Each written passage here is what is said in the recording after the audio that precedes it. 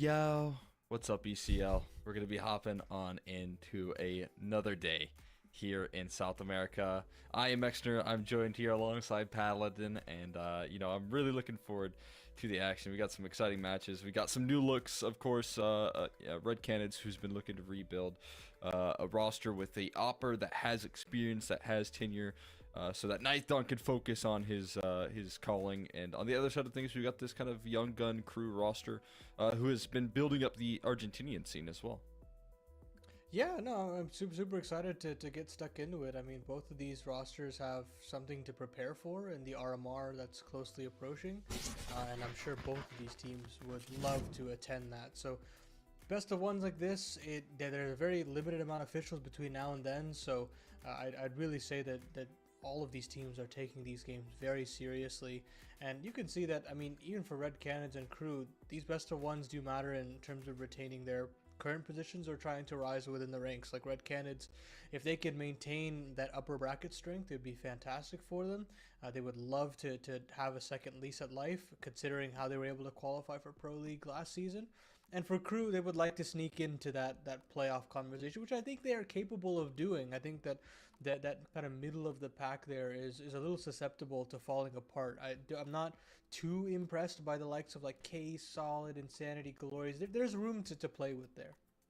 Absolutely, yeah. I mean, again, when you look at like some of the top rosters in ECL, that's always what feels like could be like the top in the region right now. I mean, obviously Furia not being included in this mix, they're not going to be playing in ECL. But in terms of the teams that are competing, it always is super interesting to see who's going to be fighting for that top spot, and I think that leads to a lot of lot of good chances to prove yourself. I think crew want to be included in that mix and have been able to put up some good fights versus some of the top echelon teams in the past.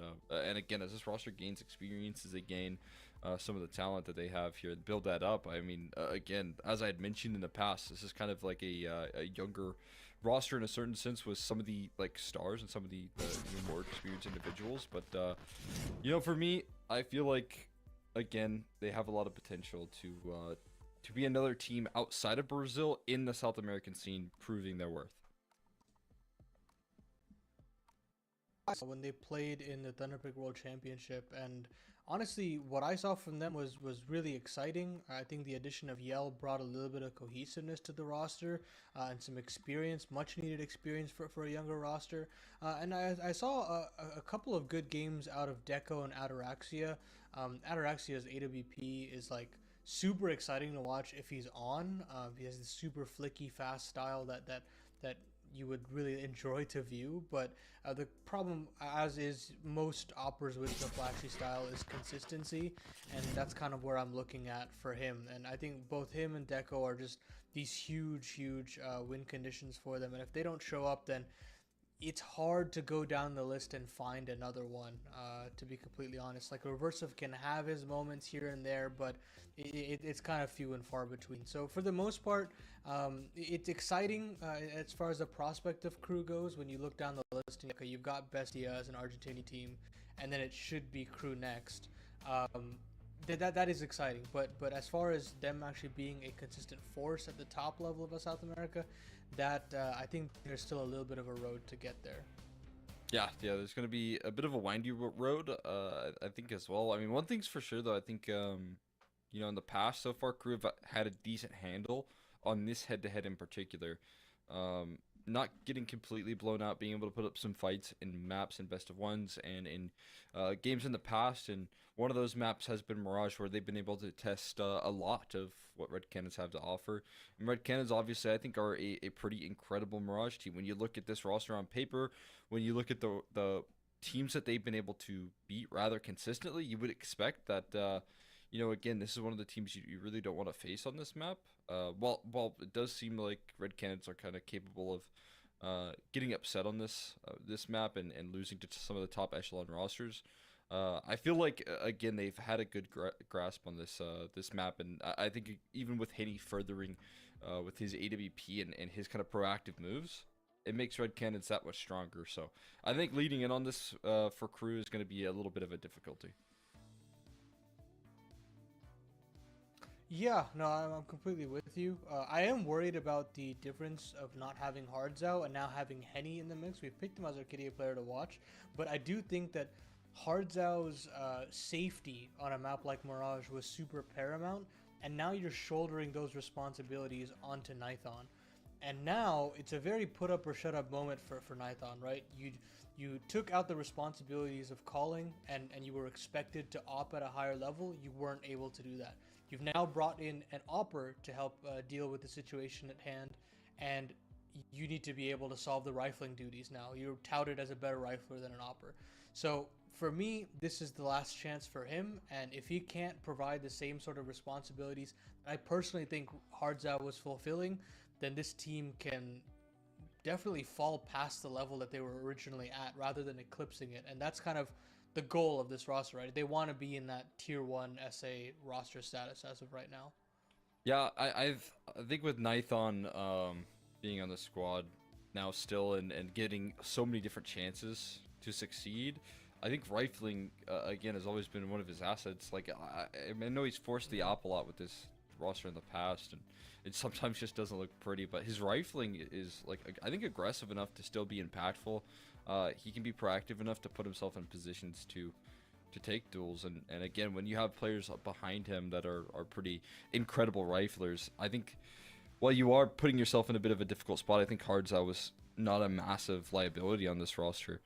I think Nithon definitely capable of filling those shoes. That's why I predicted Red Canids to close out this head-to-head and maybe even just continue their season here in ECL. I'm hoping to see them use ECL as like a factor in which they can take it into like international competition, and then we can start to see this roster potentially be that next team to be making out of South America, because really it's been a scene that's thrived lately. I know that they didn't have any rosters finally make it into to the playoffs, but what they do have is like a lot of consistency. We're making it out of these play-in stages and into like the main group stages, and I think that's a big deal. That's a big market improvement over the last like 4 years in which they haven't been able to do this. And again, Furia included in that mix, even though they're not in this season of ECL.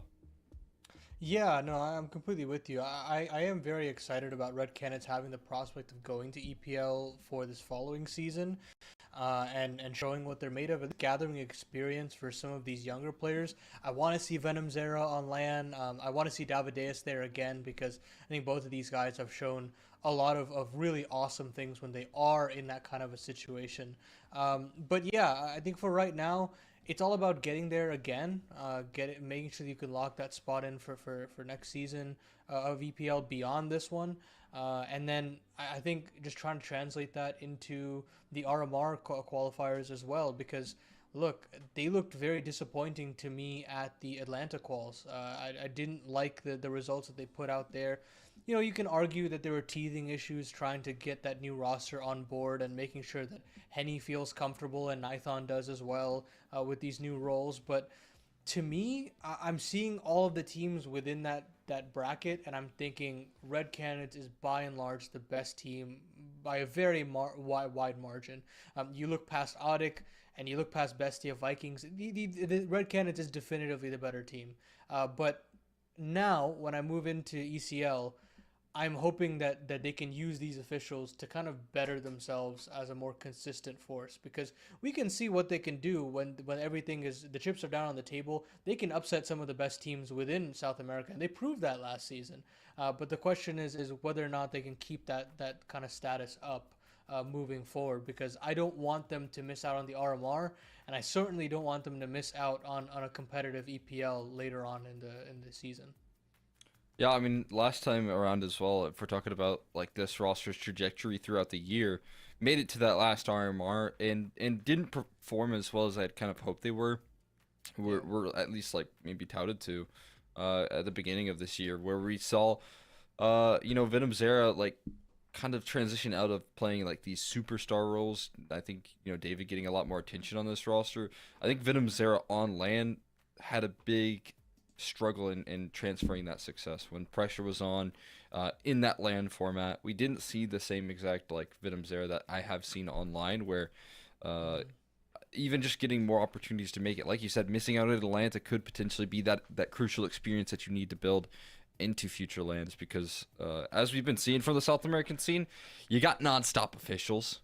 You've got so many games you can play. You can get all the online reps you can ask for. There's not actually a lot of like LAN opportunity for teams at Red Canids caliber other than RMRs and other than some of the like challenger events that a lot of I guess South American teams don't elect to go for. Like I guess not a lot of the top ECL or top level South American teams were even available to make the Atlanta qualifiers, because I assume Cologne was in the way, right?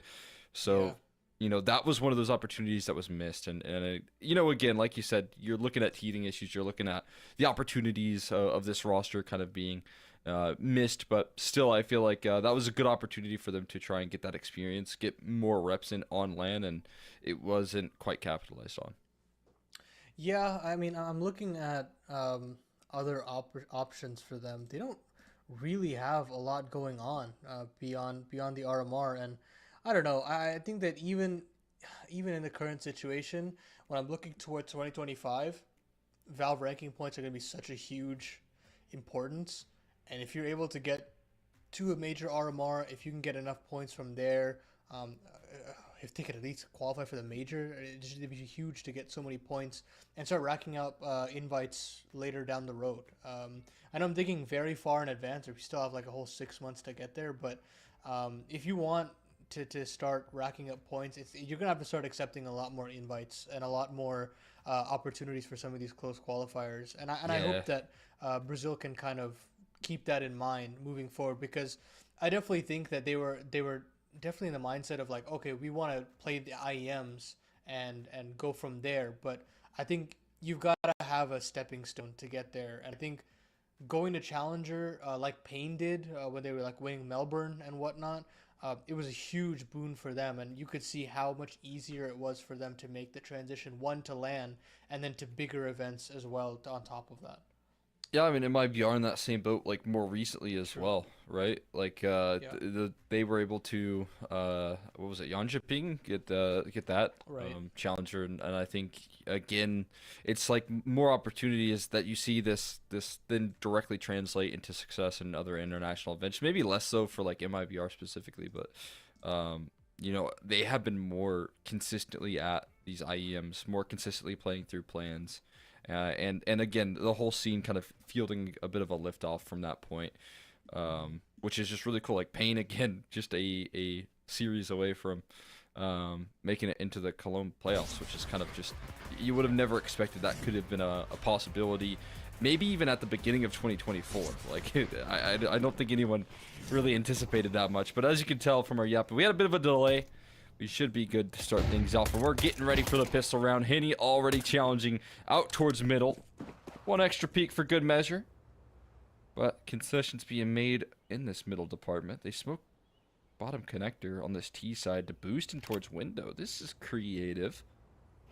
Gonna try and split in towards the A side. Maybe get a late move coming through from Riggy, and now it's trying to spring into action on this A side. Out of Palace as well, but that's a long-range duel. This setup actually might be falling right into the trap, but Henny gets cleared.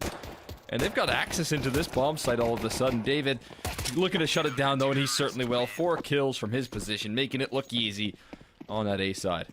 I mean, just a turret there from Davideus, just spinning around. You're fighting Palace, window, connector. This guy is everywhere. And I mean, you usually think about this guy as all W, trying to barrel into sites on that T side. And on the CT side as well, getting very aggressive. But in this situation, he just locks up and just shuts it all down. I mean, it was a nice idea from Crew. It's unorthodox to throw a bottom con smoke like that on a pistol round and try to boost in a window, but it nearly worked out. Unfortunately for them, they have to go up against a very formidable rifle corps in Red Canids. One head of the Hydra is cut off. There's many more to spring to life. This time, Davideus will get himself another multi-kill. And that means that Crew will have to kind of reorient themselves, hope they can catch another straggling CT somewhere, and hope that they can maybe get a bomb plant. Of course, with how limited of a buy this round is, it's pretty much a non-starter. Gonna make things tricky. David being 6-1 at the beginning of a game is not what you want to see. That usually could lead to problems in the future. It does. Bit of low HP for Venom's there. Doesn't concern himself too much. Looks to farm up that last sweet eco. And again, a big confidence building start for a key player on Red Canids out of the gates. See if he can keep that up. I'm sure he'll be putting himself in a position to.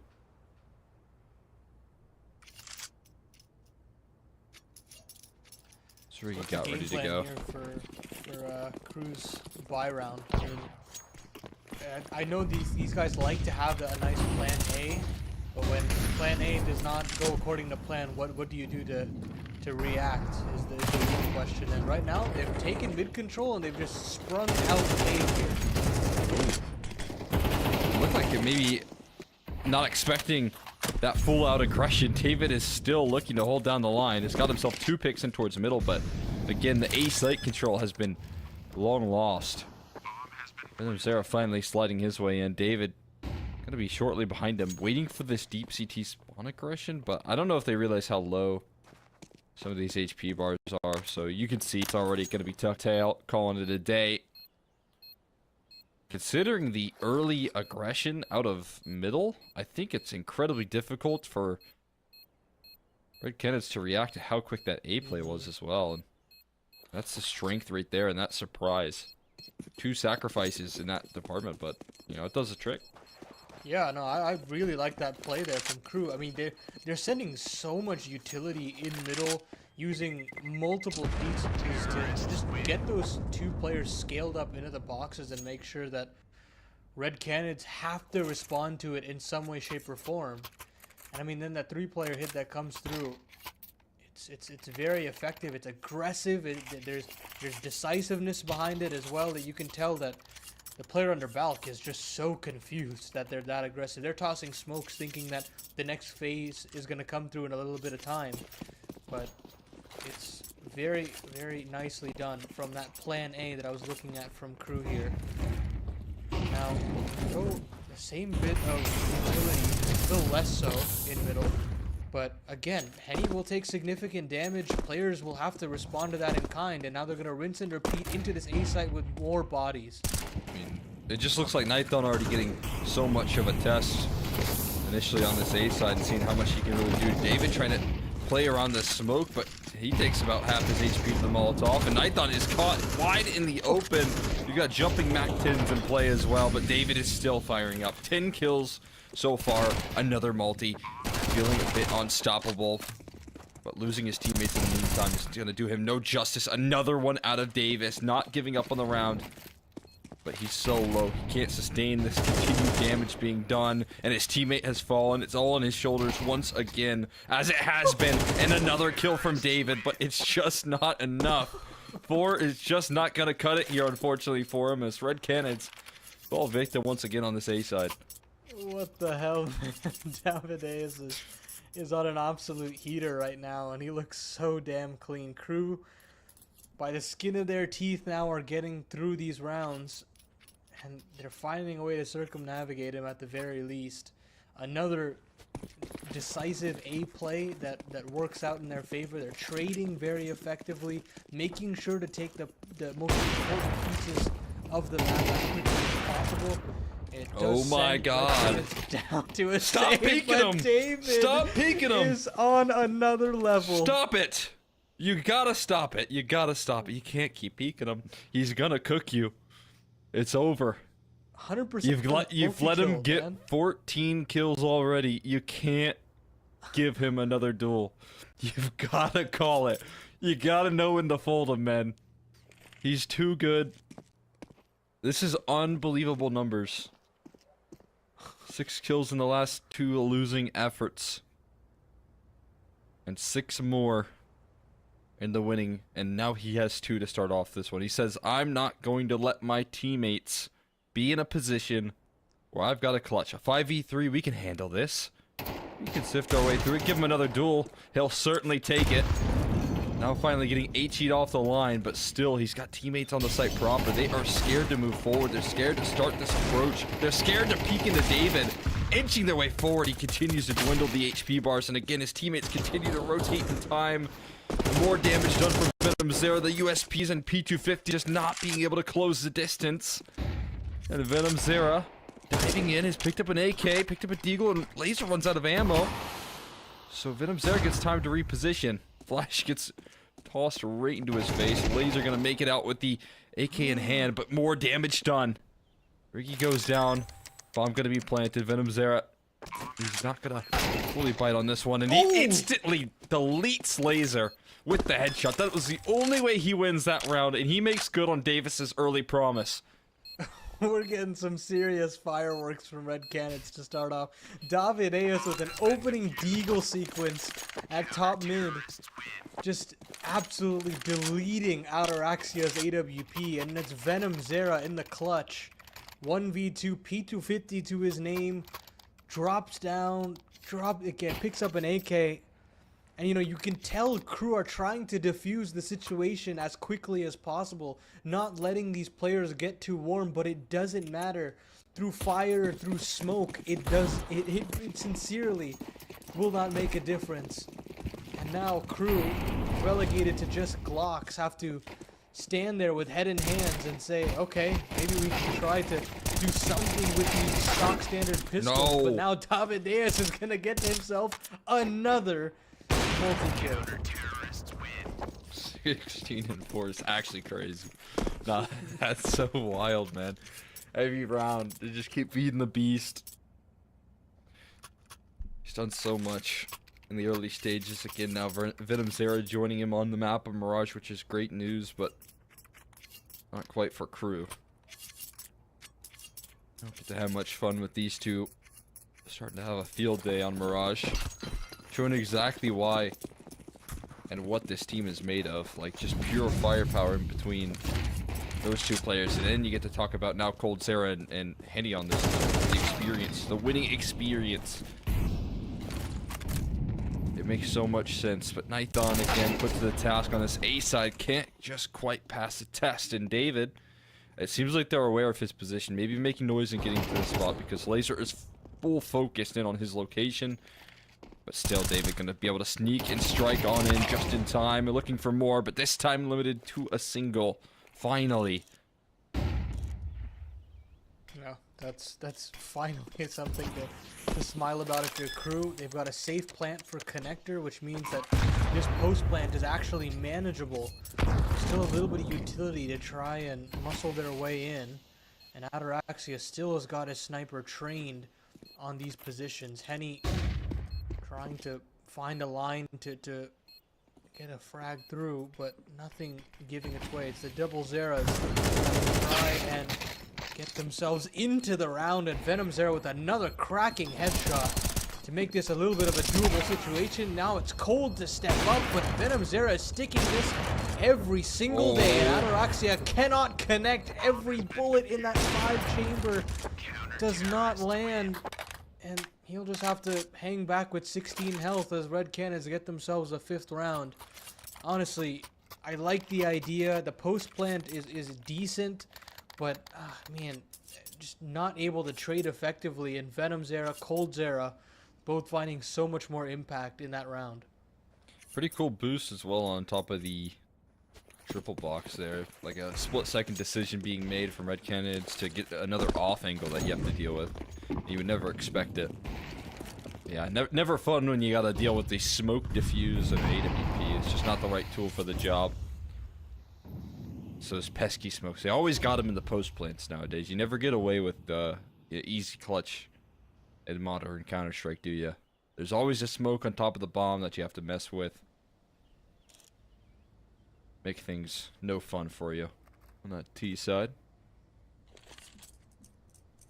Ataraxia wants to roll it back to 2016 again. Although if he did that, then he'd have Cold Zera to play with instead, and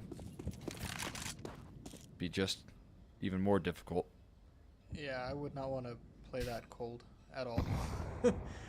Ataraxia now has got players to help him trade in, but a little too slow on that swing out. Reversive finally does respond in kind, but the damage is already done. The players have already been spotted, and now coldzera has got backup and plenty of time now to really let loose on this A1S. 40 seconds left on the clock. The crew have been backed into a corner, and Riggy breaks the wall down. Maybe there's a little bit more to give in this round here, but it's the man himself. David has gotten to the scene. He understands what's coming, or at least has cut down the lurk. It's Nighton on the site proper, but David's off of Cat. He's there to chime in, and he'll find himself a 3K to end the round. I mean, it is just insane the amount of damage and the amount of kills he's able to get in just 8 rounds. 20 kills for him.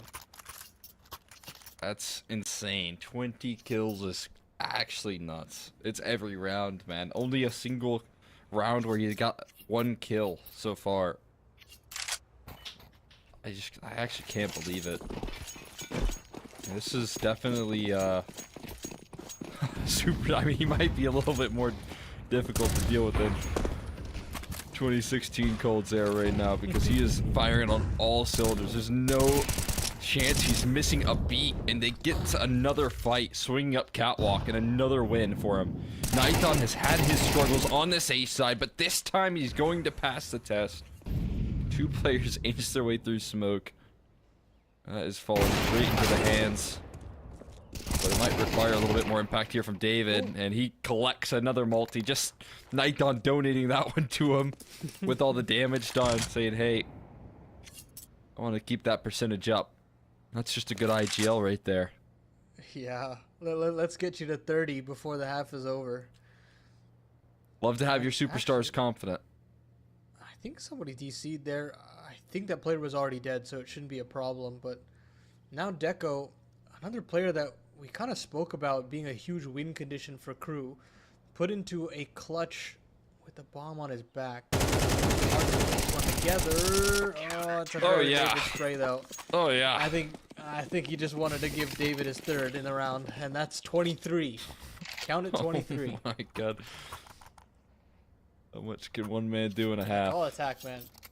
Call all 3 of them right now, honestly. Just make it so that they have good 90 seconds of where they just can't play the game, where they can maybe cool David off. I don't know if that's going to do them any justice, though, to be honest with you. Guys off to a roaring start. That's the last thing you need for your day on Mirage.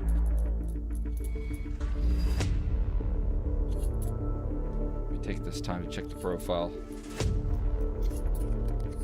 Okay, he's level 10, he's legit. He's good.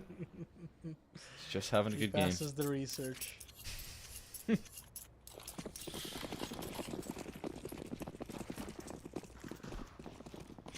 What do you do now if you're a crew on these Tech 9s? I think they're just considering an A set piece, try to cut down the distance and see if they can go to Davideus, but I mean, just not even a fast B play. Just try to avoid the guy, for crying out loud, but they're gonna go right at him yet again. Henny from the back of the A site will try to see if he can shave one off before he has to receive the plant, and he absolutely will.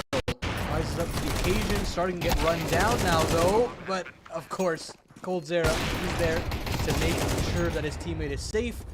coldzera, it's his turn to have a little bit of a individual flare of a round, and Davideus will mark his 24th notch on the boys. Want me to single kill David, really? He's saying the fall off is real, man. Yeah, I mean, no kidding. What's this guy doing?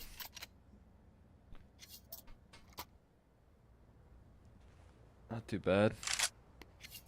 I got mine. He's given his teammates the rest of the eco, so not only is he dropping 24 kills, but he's also selfless. This guy's the real deal, man. Full package. Donating the ecos so that his teammates can get confident. So that Henny can start to have some fun. So that Cold can maybe start to win more of these mid duels. And that's going to kind of come into question pretty quickly here. So that's where the sights are set. And he joining forces. You Yeah. got 3 pillars in middle. That's going to be a beacon towards underpass. How focused are you? Echo not quick enough to bypass Henny and his aggression right into perfectly. And now they're going to bait him into the setup and attempt to trade potentially. The all-in approach of this setup doesn't ever have to come into full effect, and now crew are just so timid. They're tepid on these approaches. They don't know what lies behind these incredible choke points. And Ataraxia just collided his teammate and Henny. I don't exactly know how that's possible, but Wow. yeah, I think that summates this game of Counter-Strike so far. That is crazy. Oh my. Can we count that as David's kill? You know, I think he was actually aiming at the player in connector, but we'll count it. Count it in David's column. 25. Because you know what's better than 24? 25. That's what I was going to say. We've got 3 smokes dropped in spawn for the C side. We've deployed them. And then the same people that have... I mean, they've already used their smokes. There's 3 smokes now tossed in towards middle. 1 in window, 1 connector, 1... There's that top middle side of things. Putting a lot of emphasis on making sure that they can get that same mid setup. Gold Zero, those strikes first. David this time trying to dance with fire, can't get past the flames, and they are actually cracking their way into this round, but to no safety. They've committed on this play, and they're losing numbers a little too quickly. Reversive is going to miss the cat jump. That's a skill jump right there, I fear, and couldn't pass the skill check to make this clutch a little bit more doable. Instead, it's just his position further confirmed. And fortunately for him, they have both turned their attention. There we go, the easier of the two. A quick way to get to catwalk, unfortunately, just again is an alarm bell for Coldzera to reposition, line up an easy headshot, and dominate the half there. That's Red Canids with 10 here as we hop to a break.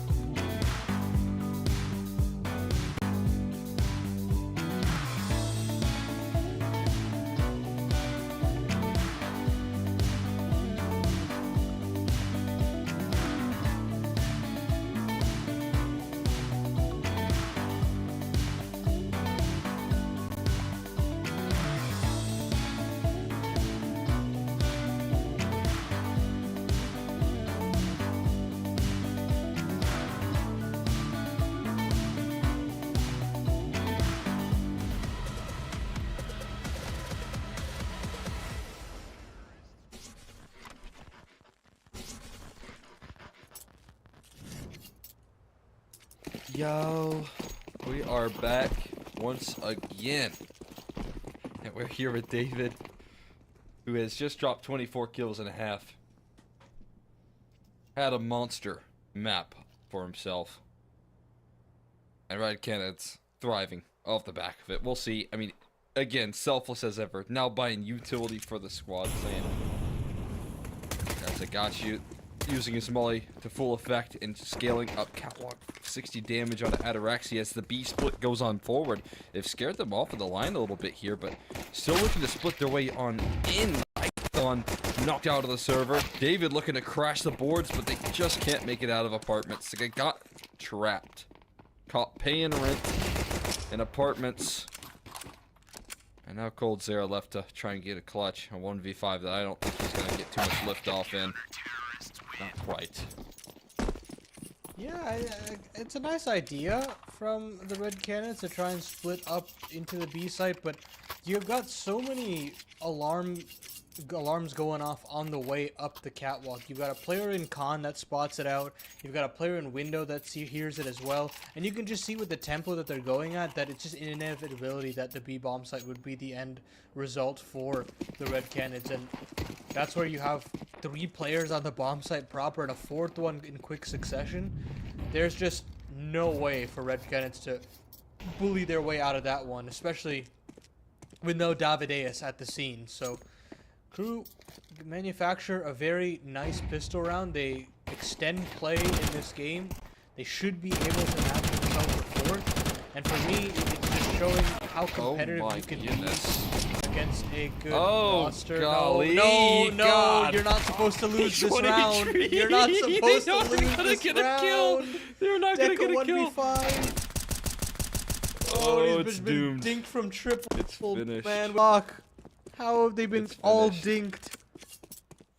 It all started with Ataraxia, like, not swinging window, but instead swinging to the left side. He like, wide swung so far, he forgot to stop. And just ate, like, 5 Glock shots and couldn't peek window anymore. Oh my god. Crew, I've got cooked by another David multi-kill and another Venom and Cold Zero. On a Glock! Eagle. On a Glock, Venom, man. Zera, and Cold Zera Deagles doing the trick. The hunt is on. Deca would love the idea to just save onto this A1S. He might have actually found a gap in the hunt. Zera, he's out of there safely. Nicely done. It's going to be an A1S saved, but I don't know if crew are going to be too much long for this map. Go next at that point if you're going to lose like that on a Glock anti-eco. I mean, I'll say Glock anti-eco with a couple of deagles sprinkled into the mix, but there was 0 armor investment. Like, that's such a statement from Red Canids to dominate this series and map. Yeah, that was an armorless deagle. That was just like one of those that you just buy thinking you're gonna get a kill. I mean, majority of those kills came from Glocks, which is pretty unacceptable. Or maybe it's just Red Canids are just that good right now. Who knows? Yeah, I mean, I just saw some whiffing. Yeah. Some whiffing. It was the mindful mouse does that moment. Yeah. For sure. With an Top A1S. 5, definitely. A1S with the FAMAS there. Ataraxia had a bit of struggle containing his FAMAS. This time cleans it up a little bit. An opening duel, taking down Cold Zero, sneaking his way up connector. That's a good Molotov, though. Oh yeah, it's gonna tick eventually. But I mean, there is not a lot of runway here for Red Canids. They got a man down already and kind of finding themselves in a pause at the moment. Without much map control other than the space towards middle, and a lot of it is leaning towards catwalk. They're waiting for this re-aggression though, so the pause could be, you know, perfectly timed. It looks like it might be. That is genuinely so frustrating for crew. I mean, Red Canids have been so up-tempo throughout this entire game. They decided to slow it down for 1 second. They punished the exact re-aggression that they were looking for. They found out that there's another player in cat. He's mollied out. And now this player in the back of the site has a mere pistol. The FAMAS of Ataraxia finally makes it here. But now Riggy is crunched from every single point of contact. Reversive now, I mean, yeah, you don't have much to really speak about or save. I guess this is what you need. I mean, it's not going to be much prettier in the next round anyways. And I think you can tell with just the way he's moving around the A main, it's a go next angle. What's the next map we get to play? Surely David won't do it to us again. Can't get 24 kills and a half. At least he didn't get 30. At least he didn't get 30 in this game. What are you saying? It ain't over. There's still time. There's still time. It ain't over. Just yet. No matter, even if you say go next, it doesn't mean the map is over. You still gotta finish it, unfortunately, for crew. Well, it won't get you through. You still got one more to sift on end. I was systematic, though. I mean, a good time to call out a pause. Especially in a 4v5, I didn't really expect the round to fall into their hands like it did. But once they find the equalizer and that crunch goes up catwalk, like that, you really see the strength in that sort of target on the map. Up against pistols, up against ecos. It's just such a strong way to win a anti-eco. You avoid a lot of the problems of the close range duels that you can face here or there on this map, and I mean, with such great utility to back it up, there wasn't a lot of good options for crew, to be honest with you. That's been the case of this game, though.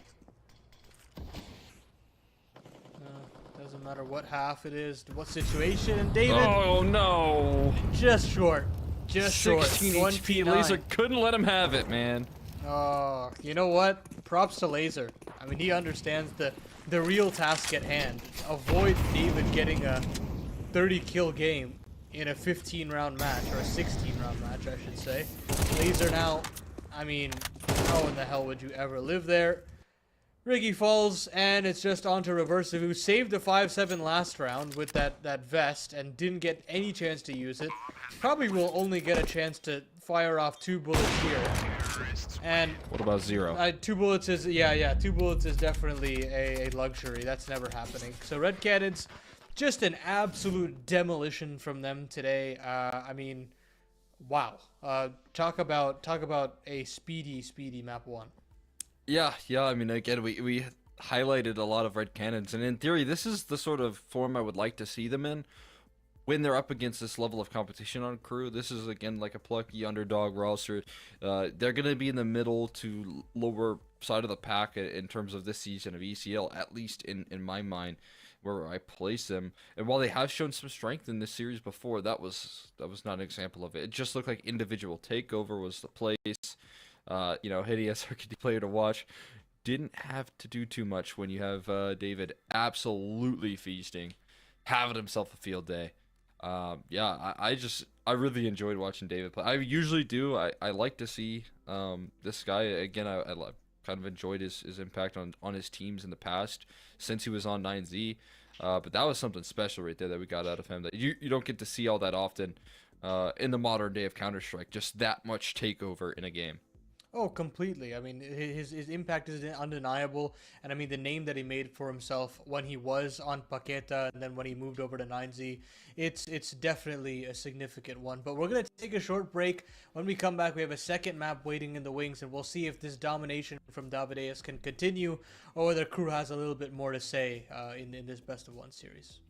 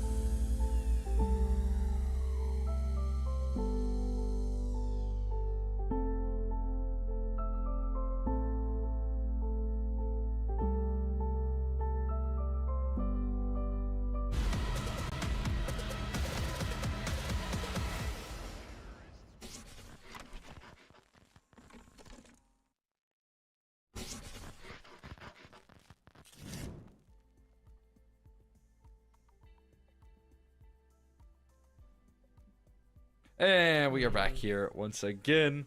I've been muted this whole time, apparently. But yeah, I mean, looking forward to this second map rolling on, and we should be having ourselves a field day if it was anything like the last, and maybe for a bit of a roller coaster that is a whole lot quicker as we hop on into what seems to be our second map of Nuke to end off for the day. Looking forward to seeing this one. Obviously, again, a bit of a strong suit for Red Canids.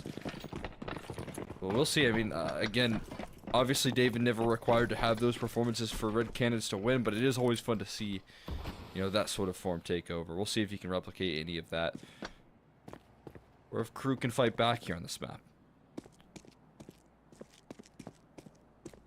Yeah, the highlights.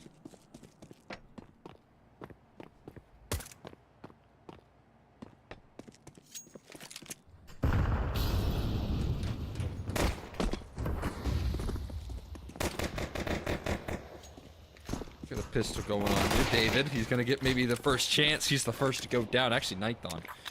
In unison right there. Rolling on through. Crew looking to stampede their way into this round. Cold finally the one to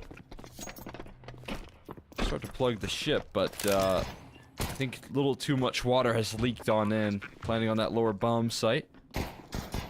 Sometimes that water can have a whole lot of chemicals in it, and they want nothing to do with that coolant. Yeah, I mean, nice that at least Crew can get a decent start. Does feel like anything to start a good game from, and this could definitely be that. I think Red Canids definitely do have a good affiliation with this map. I've seen a lot of good things. I'm thinking about the huge wins they had against 9Z on this map, but you've seen the amount of damage 9Z have been able to do at the world stage, so it's definitely one of the highest badges of honor you can have within the space. But I still feel as though their T sides rely very heavily on just individual brilliance, and luckily for them, I mean, they've got plenty of that right now as far as Mirage was concerned, especially. So it shouldn't be a problem, but I am very curious to see how Henny works outside with this AWP, just considering how much damage he was able to do when he was on Imperial. I mean, he would single-handedly be able to win maps for them, for Imperial rather, multiple times over, and I want to see if he's got that little bit of oomph to him on a map like Nuke as well, because I think that could basically take them over the top as another top Nuke team, if that's possible. Yeah, it's become surprisingly one of the stronger maps in South America, which is interesting. Got a big buff with the addition of Dust too, I feel like. The whole scene as a as a unit. But you know, every like strong South American roster for the most part, like they love a good map of Nuke. They've used that to get their heads back into the scene, so you know, become a little bit more relevant on the global stage. So it is interesting how things work. I mean, not always the map that you would expect. But yeah, I mean, included in that mix is going to be, of course, Red Canids. I'm with you, man. Watching, you know, Henny on some of those maps on Nuke with the Imperial roster was always really fun. Incredibly impressed with some of the output he was able to bring. I want to see him get that op out early. It just felt like he could do towards that outer yard what like a lot of riflers do, and that's just like collect so much smoke spam. I don't even like I can't even wrap my head around it. His op shots would just track them through the smoke, making it pretty difficult to take that out of yard control versus like Imperial in the past. So I mean, I don't know, it seems like a tough thing to lean on for like an oppers to like actually do that on a consistent basis, but somehow Henny had like mastered that. Ooh, it's the MP9 buy. This is something that Furia has been trying to test out with at Cologne, where they have the third buy, since the loss bonus hasn't been built up enough yet. They go with an MP9 buy and try to get as aggressive as possible and try to win essentially a bonus round, quote unquote. It's something that I think I've seen a little bit more of the Brazilian teams lean towards. I'm still not convinced entirely about it, but to see another round where we can add to that sample size will be very interesting. So far, the lobby crunch doesn't work out. They're out of utility. So the potency of this buy has very quickly dwindled, and you've got a couple players down lower already. So unfortunate, but I don't think this one's going to work out. I'm interested to see though. Like you said, this is a really cool idea for these third round buys. A bit of an adjustment. Risk taking with the economy is not something a lot of teams are willing to do in the MR12 environment. So it is interesting to see it happen when it does. We'll see what they can make of a round like this. I mean, starting to get into positions, but again, it's more the distance than anything with these MP9s that they have to close. And good utility is going to make this even more difficult. As you can see, Molotov towards that left side, another molly. They're going to be able to comfortably clear these angles. Flashes are decent, but the kills are starting to flood on in, and they can't quite figure out where on earth Coldzera lies. So sneaky, time being bought off the clock. They're chasing down the bomb planter, and there's just not enough time. Laser is way too far removed from this round. They get away with that sneaky MP9 purchase.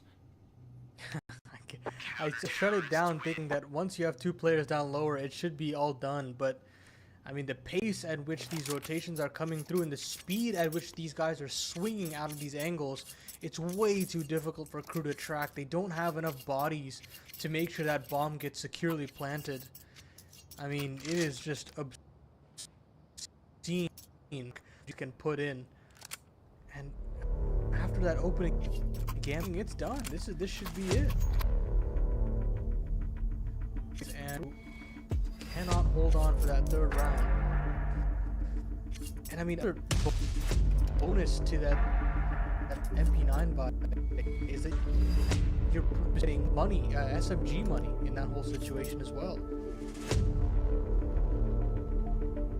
Yeah, you're exactly right. I mean, extra bread, extra $600 for every kill. And if it doesn't work out,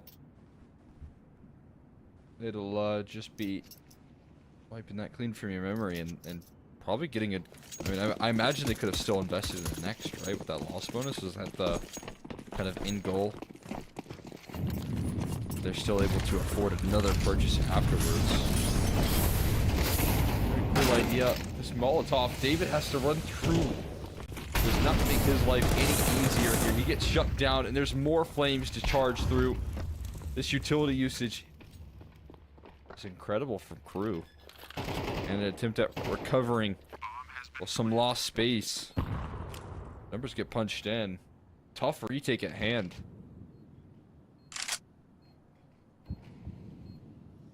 They're gonna wait it out here. A little more patience being put on display. Just not gonna go for it. But eventually a fadeaway. Yeah, I mean, patience turns into worry there, hesitation, and makes sense to probably just call it there. Yeah, it's not fun to make that kind of a call, but crew, they realize that they just want to cut out any overcomplicated late round plays. They don't want to try and get a player lower and see if they can work around it through that. They just call a nice simple set piece on the top site, execute efficiently, and they just overwhelm those side anchors almost instantaneously, and it works out splendidly. And these are the kinds of rounds that you want to just use to reset the situation and command respect to the CTs. You really got to make them fall for this kind of conditioning, give a little bit more attention to that mini side of the map, maybe try to dedicate an extra rotation to that upper site, and that's when you can start to work outside out a little bit more. But we'll see what crew actually want to do in this round, considering they've had that built-in buy. They're gonna go running into ramp. And honestly, I don't like this. I don't mind this call at all, especially considering how much space they've been able to get, but they haven't been able to get the trades that effectively. Sure, Reversive gets one, but they're still down a man, and they've put all their eggs in that one basket, meaning they can't really reroute all much. So they find themselves a bit boxed in. Nighton on this flank is, you know, in the meantime taking the initiative to Kind of make the round-winning play. Reverse is going to go and give it a clear, though, and it's too ready still. Even though there was some anticipation of this move, maybe that anticipation giving them enough leg room to land that trade a little bit more comfortably. Snuck past the AWP scope. We'll see where the target selection is. Heading in towards this position means you have to get past Venom Zera. And getting past Venom Zera at an off-angle, comfortable aim duel is not something you'd really favor. There's now a bit of awkward timing. Anorexia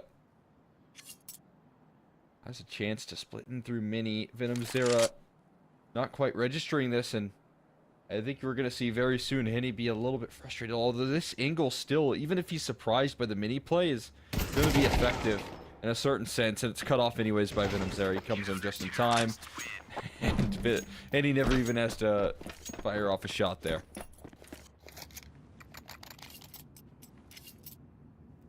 I could have just spotted out that left side barrel.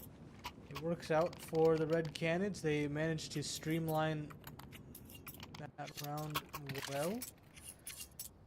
And good work that crew were able to do with that top pop doesn't net themselves that necessary round. And I have to say, it's reductive, but sometimes you just really need to hit your shots. And the time to kill on some of these ramp takes was just not snappy enough.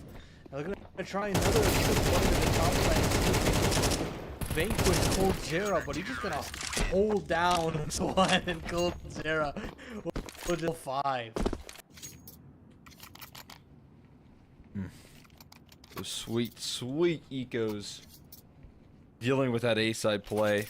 I mean, at one point effective. It was a good idea a couple rounds ago, but sometimes you just don't get that too many times and a half. You just don't get the luxury of catching a lacking A side off guard before you start to see them prepared. And I mean, right there you see them very prepared.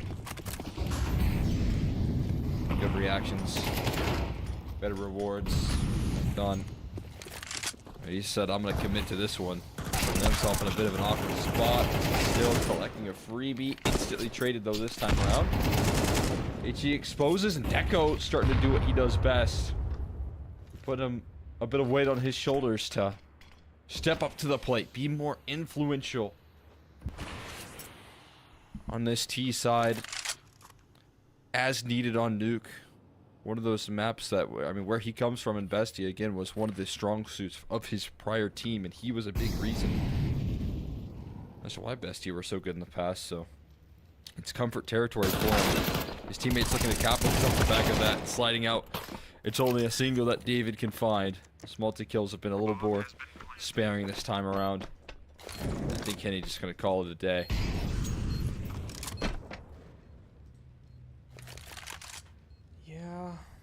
Yeah, I mean, there's no point. There's no point going for it.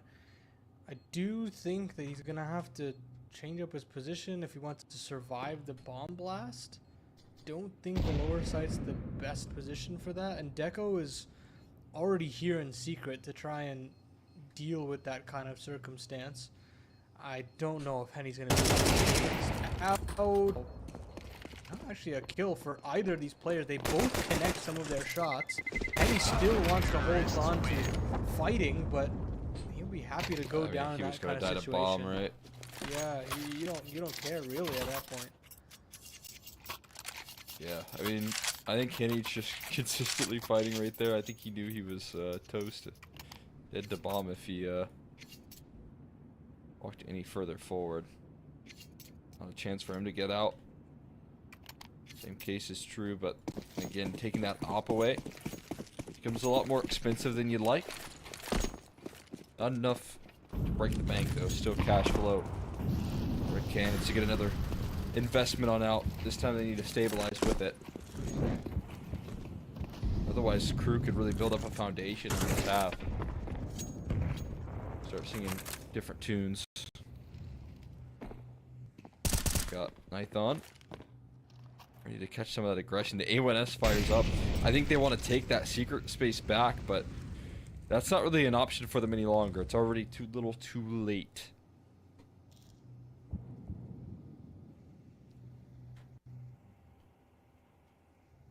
Gone down lower though. That is something to smile about.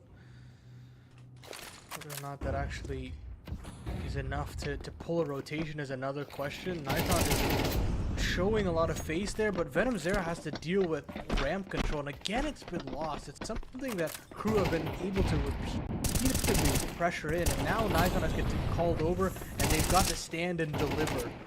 Venom Zero finds himself the first frag, to at least whittle some of these players down, can start to call for the cavalry, because Niton is here to deal with the problem, but Venom Zero, finds like this, upgrades to the AK-47, gets himself a third kill, and now it's all on Ataraxia.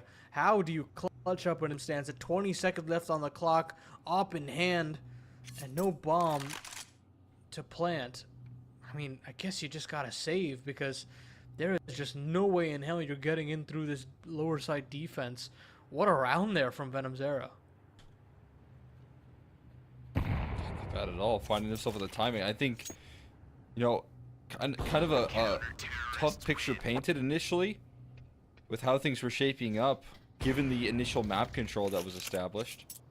But it gets a little more pretty as time goes on, and, you know, it ends up being a B site commit, that lower bomb site. There's already a lot of individuals ready to go, ready on the defense.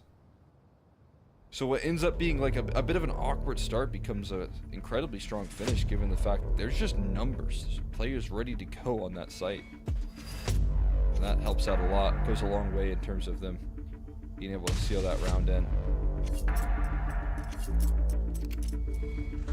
Out timeout after that kind of read, almost, it feels like, right? I imagine that's what it feels like for the crew camp, right? When they walk into that setup, they walk into a bit of a stack there. Oh, a little bit of good positioning. They're in our head. It's up to us to get them out. They're going all in on this investment. They've got an AWP saved over, Galil in the mix. The rest do have pistols. A round that could allow your T side to take over in the half, but could also give the CTs a lot of control if you don't capitalize. Yeah, a lot riding on this one, and as you said, smoke spam from any, always good for it. Riggy goes down, and it's still that snake in the grass on this time in garage to deal with this situation. Ataraxia will find a trade. 3v3 lies this round right here, and Ataraxia is going for a play. He wants to get aggressive. He knows that there might not be that topside anchor. He's already on the angle, and he cannot keep up with the pace that Ataraxia had set. This means that a plant is now available on this upper site. Venom's the only player that can actually deal with this way over.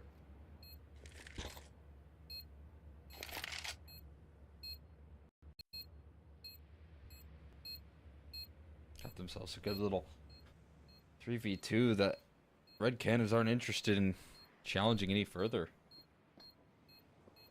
Up against the pistols, that is a huge way to stay afloat and maintain some advantages in this map. Holding on to a round like this, as I had said, allows you to kind of take over control just that much more on the economy front. A huge relief on the crew camp. Ataraxia again putting that pressure on himself to be the playmaker. That's where some of that snappy, fast flicking aim can get you. Perfect for rounds like these where you have to be opening up the round. Your pistols can maybe do a little bit, but not a whole lot.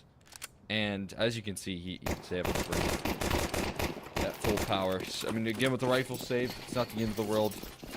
We'll get another gun round out, but a fantastic hold from crew for even more T-side success.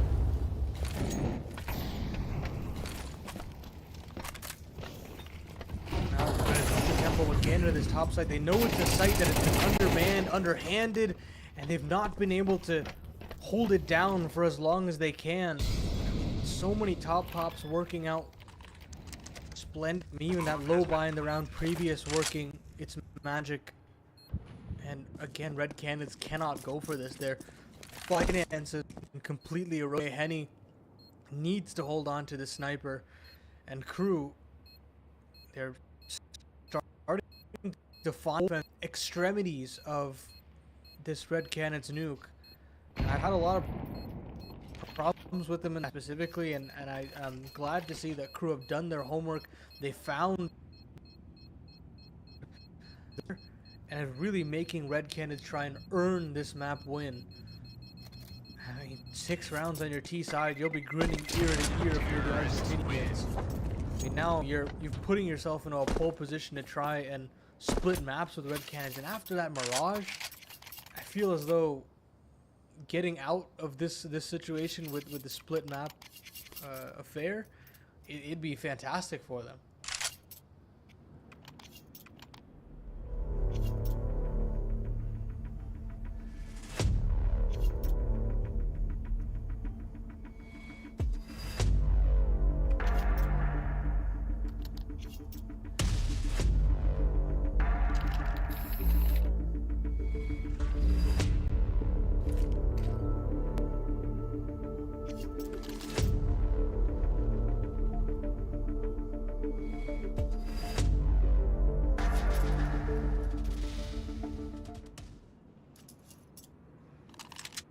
Now the big question is, what do Crew have on offer? And what can Red Canids do to adapt, really? Because they've just not shown enough changes to that topside defense to deal with this kind of a situation.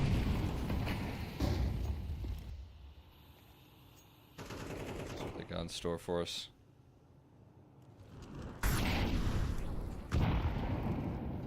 Looks like they're interested in once again challenging this A side. Lobby crunch for the CT side. Looking to take some space. Interesting setup here. A couple players ready to go pull off this aggression.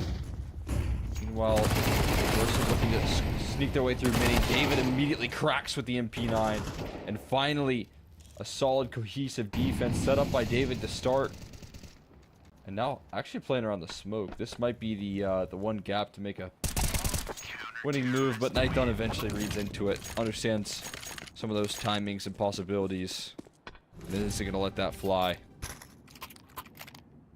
I mean, all shots pretty much get shut down at the early stages. David just immediately double kills with that MP9. Probably sets the tone for how the rest of that execute's going to go. Yeah, a little bit better there. I mean, it finally has a little bit of pushback outside. You try to make sure that Crew can't get too involved there. And try to get 6 rounds and try and forget what's happened on this. Maybe it's still possible here. But now Crew can try to hand at ramp once more, and Venom Zera can only get himself 1. That means this lower side is definitely going to be a problem, but somehow Riggy has snuck all the way down to the secret stairs, has found himself 1, make it a double on a Cold Zera as well, and Crew are looking to take a slim lead here at the end of the half, unless Nighton and Henny can do something about it. To be completely honest, there's probably nothing they could ask for. Smoked off is Nighton. Henny is just terrified of even coming down this vent ladder. And eventually these guys are going to have to walk through. I mean, Henny offered up a kill from Riggy, and Deco was now able to convert a full smoke. And now, Nighton rather, not only swarming into the site, Reversion is there for a trade. Nighton still has an option of winning this round. And I think he's got enough time to defuse the bomb as well. It's going to be close, and yeah, Nighton will find himself a 2-4 alongside Henny. 6-6 reads the score. We're going to take that halftime break.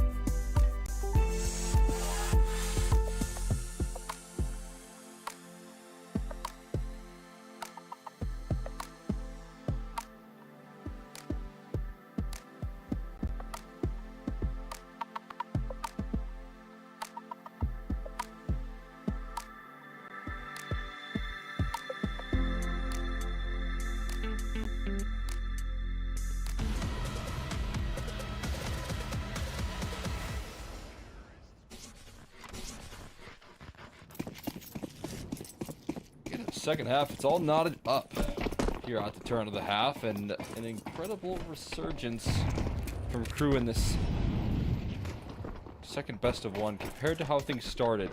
And it's going to continue to go their way, at least with an opening kill in the pistol round. Old Zera sent to the sideline. He's been doing really good work in this map, but walking right into the trap. They're somehow flying up the ladder. Venom Zera adjusted on.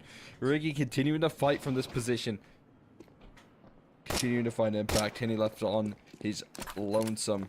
And this might not be much of a starter on this pistol. Getting challenged towards this outer yard, but it is handled so quickly. All of these aim duels dealt with in a flash. And a comfortable pistol there for Crew. Yeah, finding a way to really just quell that all-out aggression from Red Canids. Just trying to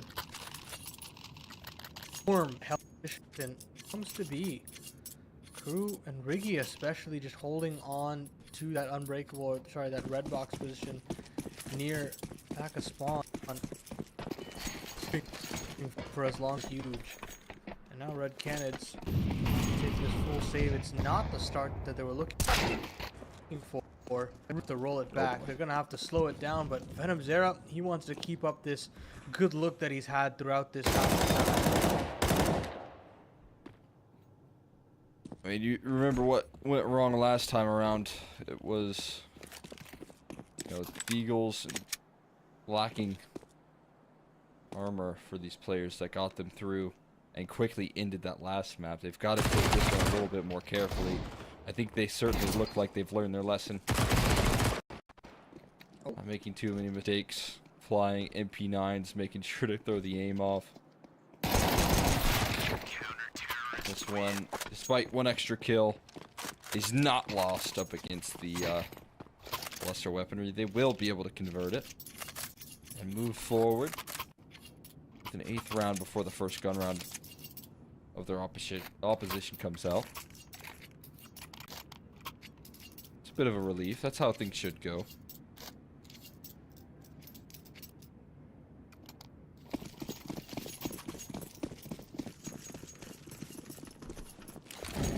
Well, Red Canids will get the guns out now. Have an opportunity to get back into this game before things swell out of control. AWP out for Ataraxia almost instantaneously. And they're thinking about getting antsy through these smokes, especially Venom Zera. Very active, instantly into main, and I don't think Deco was prepared for that at all. Cold Zera is there to chime in alongside of him. Venom Zera will find himself get another kill. I mean, there's 4 players here on this top site, and none of them can get involved. Ataraxia is there for a late rotate, but even that gets stopped right within its tracks. Red Canids, that is a flyer of a start to that top site, and it looks like both of the sides hold that part of the map.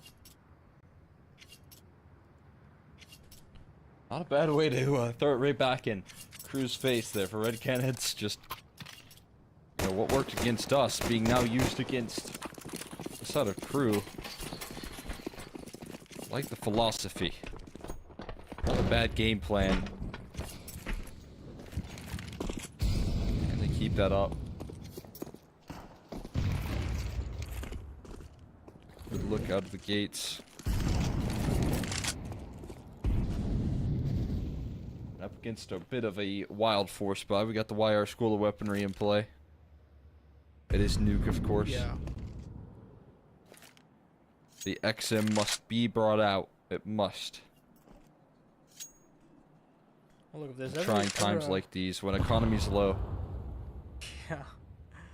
I mean, wherever, I mean, out of all the maps in the pool, it's definitely not the worst one to use that weapon on. And Laser, I mean, they've realized they've given all out of outside control, and Laser now realizes that is a very real threat.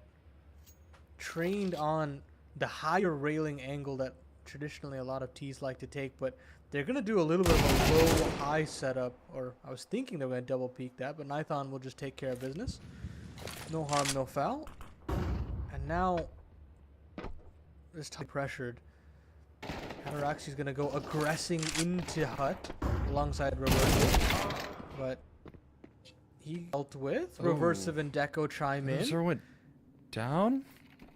Guess 20 they're gonna seconds go left. down? This is where time could be a bit of an issue. The deagle shot not quite connecting though, and the trades are quick. The cutoff is there. Dicey is what I would call that. Yeah. But the kills prepared, the spacing is good enough. It'll do the trick, but you could see the world where that round it collapses right in front of Red Canids. Due to time, due to the positioning of those CTs kind of reading into where the play was heading before, you know, they even knew almost.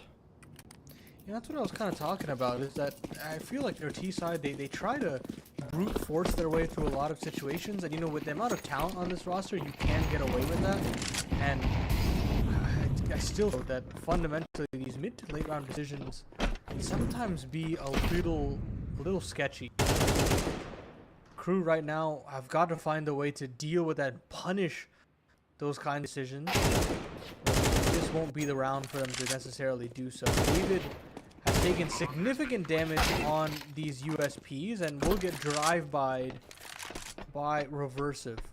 It's 1 AK saved on over. Crew will hold on and save that weapon. But I think that should be the only weapon saved, as Nithon makes a little bit of cash on the way out.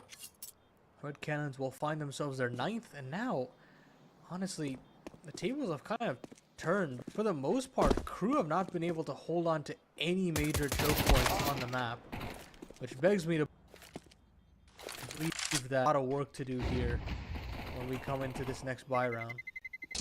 Terrorists win. Yeah, then it becomes a bit of a mind game in between Red Canids and Crew of what the next game plan is. What's the next move? What's the next call? If you're Nithon, how do you get into the heads of your opposition?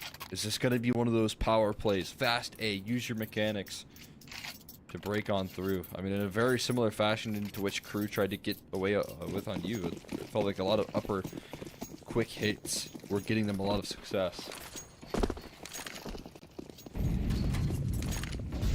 Let's maybe see that same approach. And he does have an AWP, so you'd like to see him work with the op. But now it's actually on the other side of things. Crew looking to force the issue in these opening affairs. Zero challenging with his AK. Playing around the box. I mean, should have heard that. Ataraxia inside the smoke. One caught. Very low HP. But now the kills all start to flood in the favor of the CTs. Laser deco and then laser again. Eventually Ataraxia smoked in his favor, and David has the A-bomb site, but unfortunately without any of the tools he needs to win the round. Yeah, unfortunately, they try to go for that outside control and try to go to players to deal with that problem, but while all this happens and they move into ramp, they get absolutely toyed with. Laser doing his job with the double kill, slowing the hit and that default down. And Davideus, what do you even do in this circumstance? Just save, I guess, or maybe try to straggling CT. That won't come. Crew tie this affair at 9s, and now we get very interested as to how this goes on, because finally Crew are finding a response back and actually plugging a hole somewhere. This is something that we really struggle with to celebrate about Crew.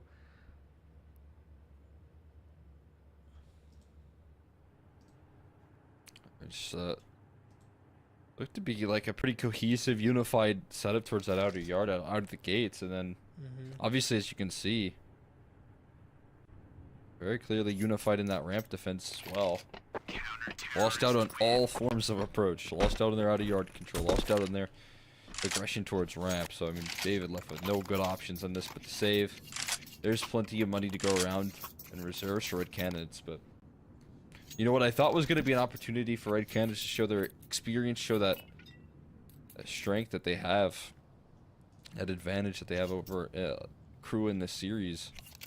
Instead, Crew are the ones that are forcing the fights, forcing the issues in the early stage, which is very impressive and shows that killer instinct that they need to at least, you know, close out this map contention. Yeah, it's hard to stick around as an underdog, but they're sticking to their guns, and I've really got to applaud them for that. And now, Crew are gonna have to deal with the same issue this time, a head-on collision into the ramp. And Laser doesn't even want to duel.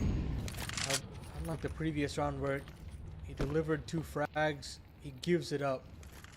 And it's not the worst situation. Ataraxia is there to deal if they want to move into hell. And if the fallbacks covered in lobby 2. So Red Canids, I mean, minute left on the clock. They've still got a lot of time if they want to double back or potentially catch out a rotation. But Crew are also very stoic here. They're not really giving away anything in terms of information.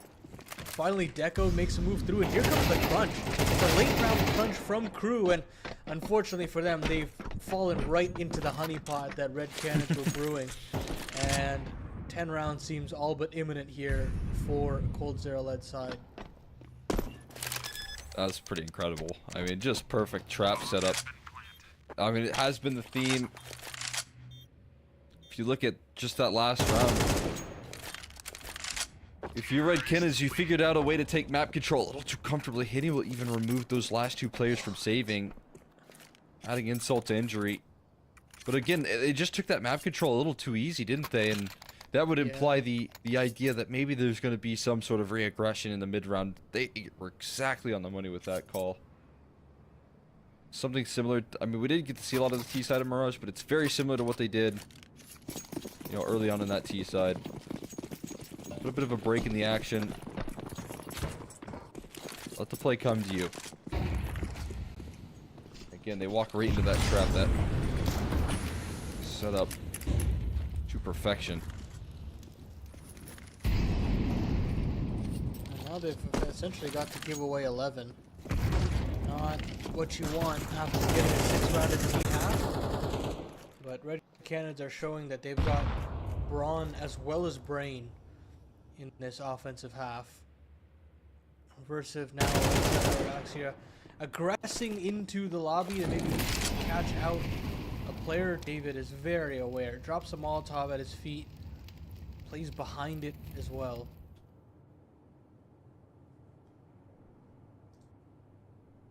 Thought for a second you were going for the Burger King foot lettuce bit right there. Turns out it might just be what you get.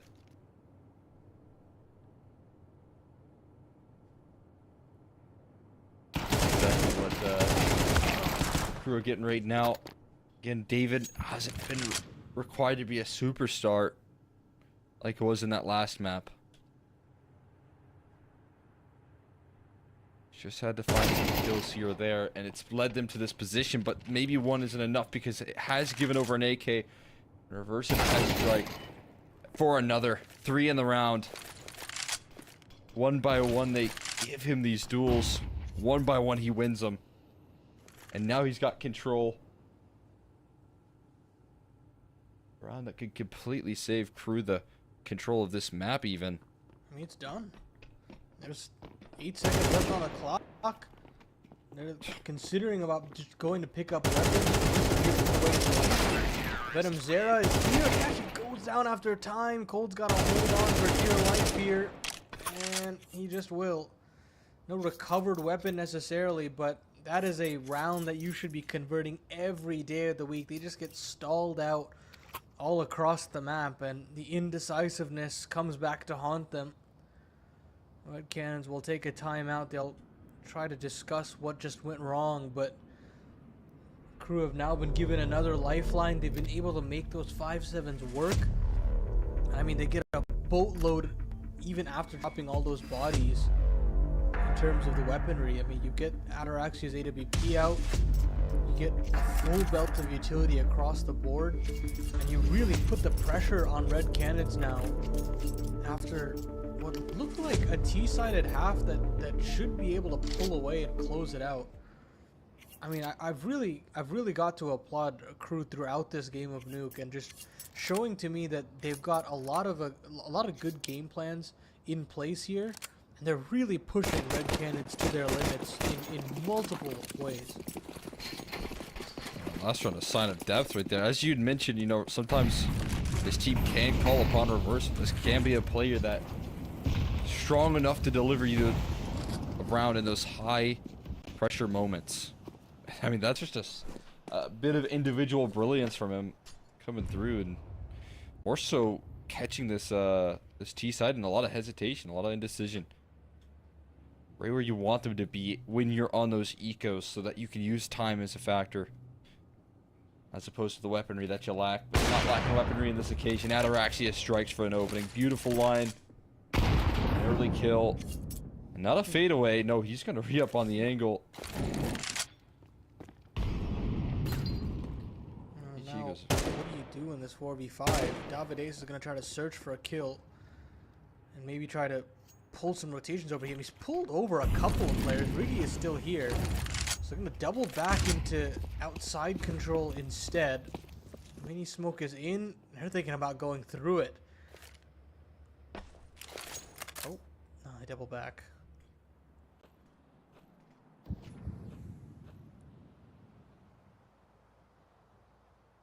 Again, time's running low.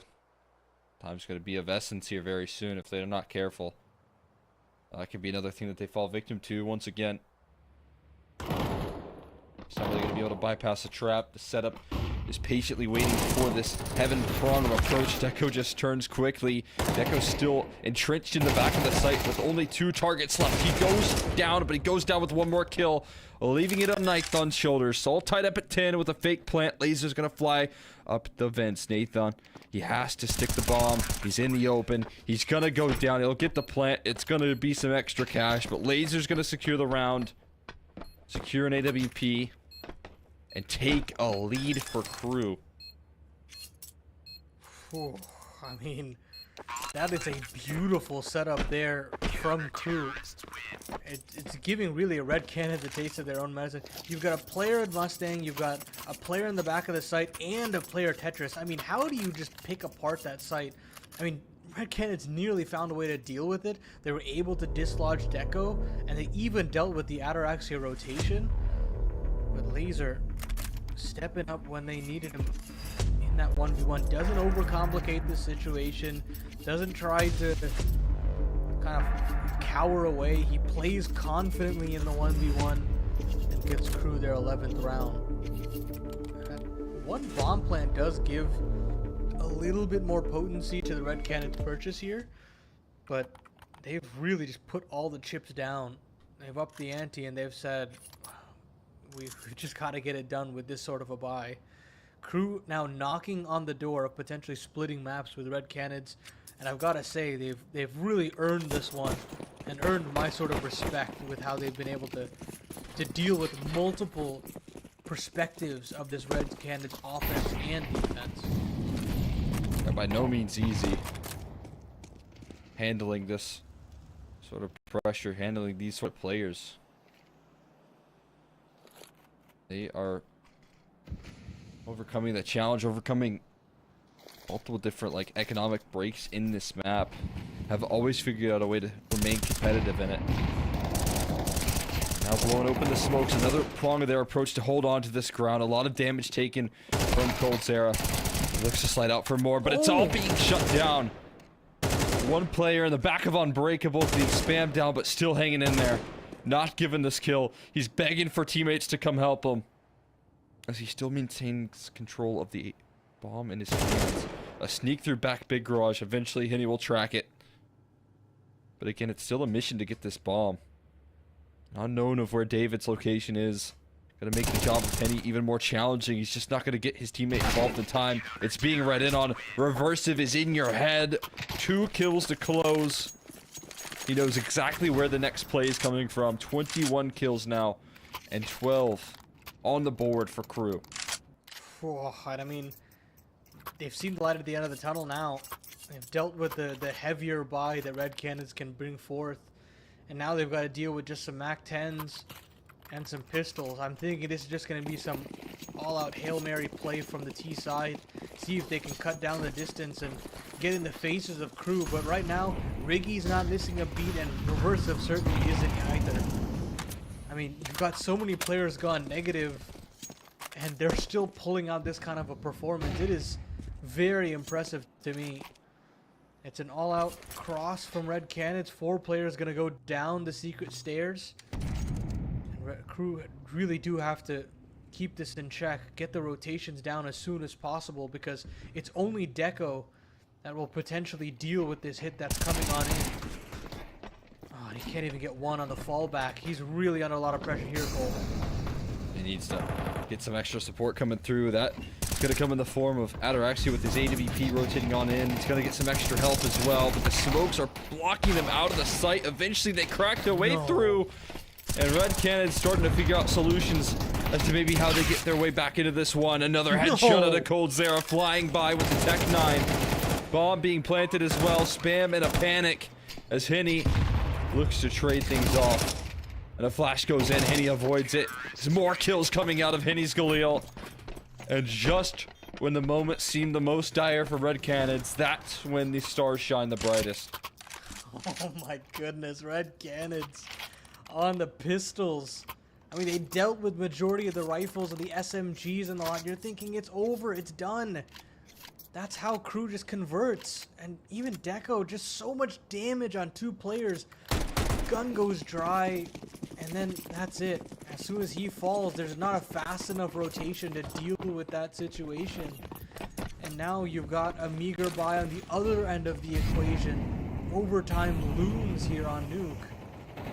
As Red Canids at the 11th hour have found a way back in. How heartbreaking would this be, Cole, just to fall with this kind of a hurdle?